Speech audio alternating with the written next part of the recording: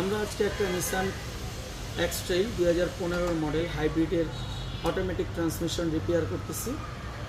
তো গাড়িটির সমস্যা ছিল, গাড়িটি স্টার্ট দিয়ে সাথে সাথে অফ হয়ে যেত এবং গাড়িটির বাল্ব বডি যখন আমরা এটা ফিল্টারটা যখন আমরা ওয়াশ করলাম, ওয়াশ করার সময় দেখলাম অনেক অ্যালুমিনিয়ামের বা কাস্টিংয়ের গুঁড়া ওই ফিল্টারটার মধ্যে ছিল। যখনই আমরা এগুলো দেখতে পারলাম তখনই আমরা আর কাল বিলম্ব না করে এটার অটোমেটিক ট্রান্সমিশনটি রিপেয়ারের জন্য, যদি একটু এইদিকে দেখাই, এটা রিপেয়ারের জন্য আমরা খুলে ফেলছি।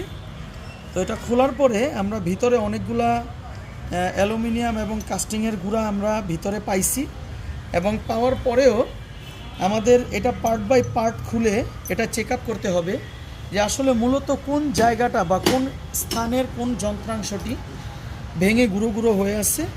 এই সম্পূর্ণ পার্টটি আমার হাতে এখন পর্যন্ত আসেনি, তাই এটা সম্পূর্ণ A to Z যা আছে টপ টু বটম আমরা ফুল ক্লিন করব এবং ওয়াশ করব। ওয়াশ করার পর আমরা গিয়ার বক্সটার এখানে যে ড্রাইভ মোটর আছে, ট্রাকশন মোটর বলি যেটাকে আমরা, এই ট্রাকশন মোটরের ভিতরে যে ক্লাচ প্লেটগুলো আছে, ভিতরে বেয়ারিং আছে, ওইখানে ফ্লাইহুইল আছে গাড়ির মধ্যে, ওই ফ্লাইহুইলের যে আনুষঙ্গিক যন্ত্রাংশ আছে এগুলো সবগুলো আমরা A to Z সব চেক আপ করবো এবং চেক আপ করার পর আমরা এই সমস্যাগুলো যেগুলো আছে সমাধান করার পর আশা করি আমরা এই অটোমেটিক ট্রান্সমিশনটি পুনরায় আবার নতুন করে পূর্ণ উদ্যমে আবার চলা শুরু করবে।